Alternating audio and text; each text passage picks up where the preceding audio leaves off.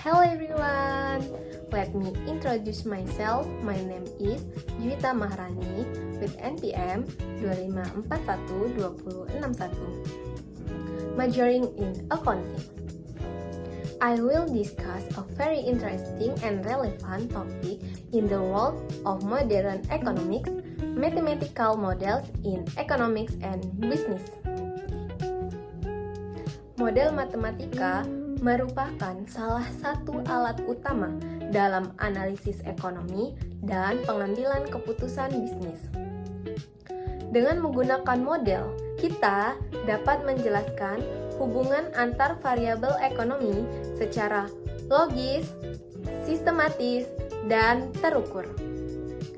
Mari kita bahas bersama bagaimana konsep ini bekerja, jenis-jenisnya, hingga penerapannya dalam kehidupan ekonomi sehari-hari. Pertama, mari kita pahami apa yang dimaksud dengan model matematika. Menurut Joseph Bintang Kalangi, model matematika adalah representasi simbolik dari suatu sistem ekonomi ataupun bisnis. Artinya, model ini menggambarkan kenyataan ekonomi dalam bentuk simbol, angka, variabel, dan persamaan agar lebih mudah dianalisis.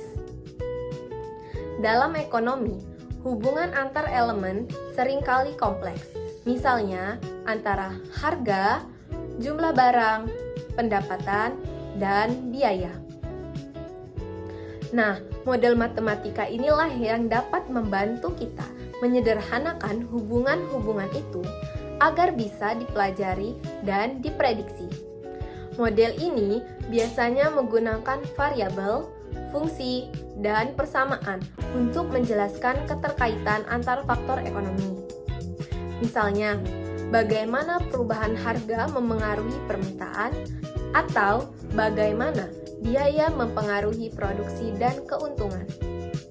Contoh paling sederhana adalah fungsi permintaan dan fungsi penawaran. Dengan dua fungsi ini saja, kita sudah bisa memahami bagaimana harga pasar terbentuk, yaitu pada titik di mana permintaan sama dengan penawaran. Lalu, mengapa model matematika ini penting dalam ekonomi dan bisnis? Pertama, model matematika dapat mempermudah analisis fenomena ekonomi. Daripada menebak-nebak, kita bisa menganalisis hubungan antar variabel dengan cara logis dan terukur. Yang kedua, model ini memberikan dasar kuantitatif untuk pengambilan suatu keputusan. Artinya, keputusan bisnis seperti menentukan harga jual, jumlah produksi, ataupun alokasi anggaran bisa didukung oleh data dan perhitungan, bukan sekedar intuisi. Ketiga, model dapat membantu memprediksi perilaku dasar dengan memasukkan variabel-variabel seperti pendapatan konsumen atau biaya produksi. Perusahaan dapat memperkirakan apa yang akan terjadi di masa depan.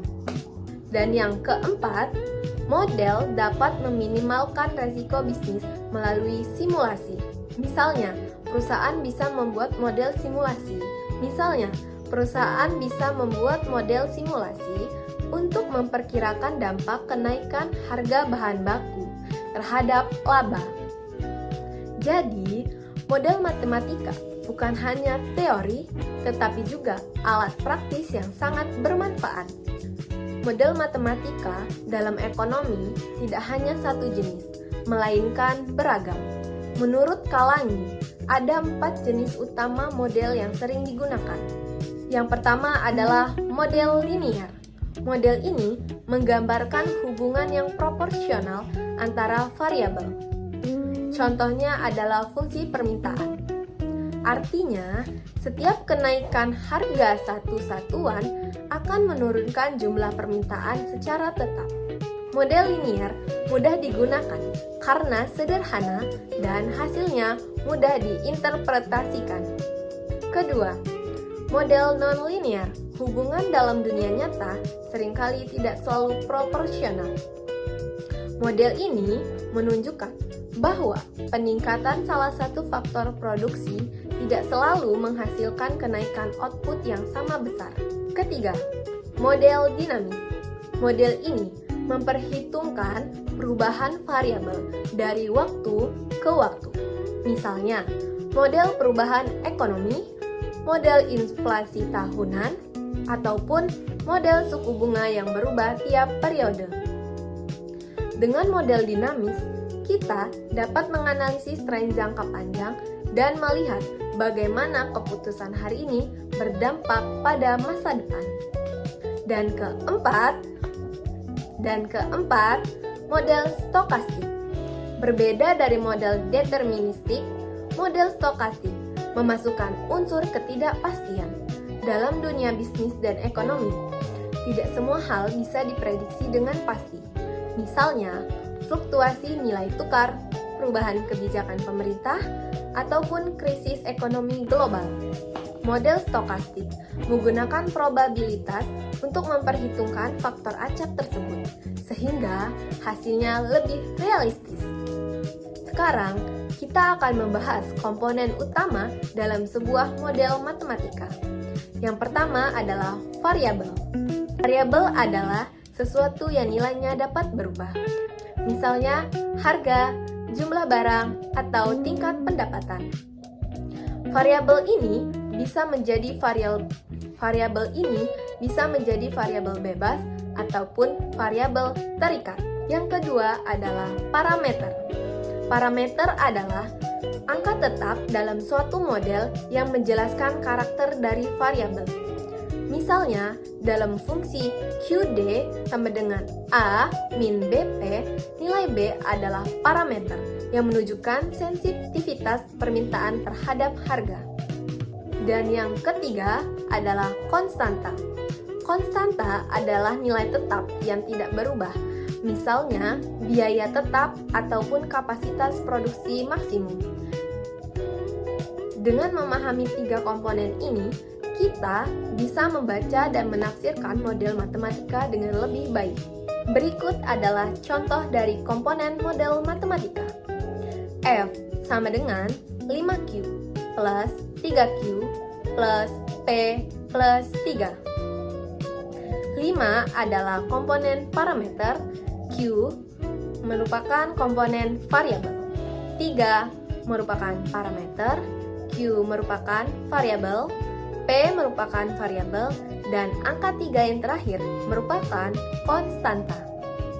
Model matematika tidak hanya digunakan di ruang kelas ataupun teori, tetapi juga diterapkan secara luas dalam dunia nyata, terutama dalam ekonomi dan bisnis. Beberapa penerapannya antara lain: pertama, analisis permintaan dan penawaran.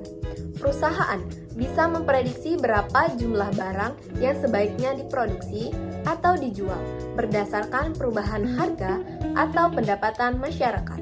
Yang kedua, penentuan harga dan produksi optimal.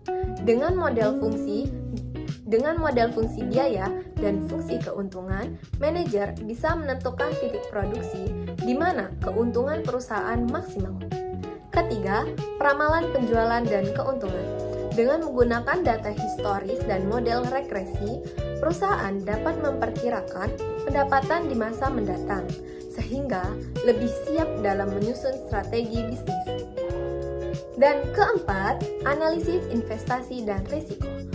Model probabilitas dan analisis sensitivitas digunakan untuk menghitung risiko proyek investasi. Dengan begitu, keputusan investasi dapat lebih bijak dan terukur.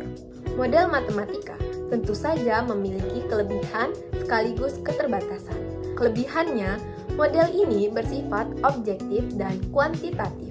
Artinya, hasil analisis dapat diukur secara numerik, bukan berdasarkan opini pribadi. Selain itu juga, model dapat mempermudah prediksi dan simulasi. Kita bisa membuat berbagai skenario, yaitu bagaimana jika, seperti bagaimana jika harga naik 10%, atau bagaimana jika permintaan menurun sebesar 5%. Namun, model matematika juga memiliki keterbatasan, Salah satunya, model sangat bergantung pada asumsi. Jika asumsi awal salah, maka hasilnya pun bisa menyesatkan. Selain itu, model matematika tidak selalu menggambarkan kompleksitas realitas. Dunia ekonomi dipengaruhi oleh banyak faktor, seperti perilaku manusia, emosi, dan kebijakan politik yang sulit dimasukkan ke dalam model angka. Oleh karena itu, model matematika harus digunakan dengan hati-hati dan didukung dengan analisis kualitatif. Sebagai penutup, dapat kita simpulkan bahwa model matematika adalah alat yang sangat penting dalam ekonomi dan bisnis. Model ini membantu kita memahami hubungan antar variabel ekonomi, membuat prediksi yang teratur, serta mendukung pengambilan keputusan yang rasional. By understanding the components, types, and application of mathematical models, we can not only analyze data logically but also design more effective and efficient economic and business strategies. So, mathematical models are not just formulas, but rather a logical language that brings economic theory with business reality. Thank you for watching this video discussion. Hopefully, this material is useful and broadens everyone's horizons. See you guys!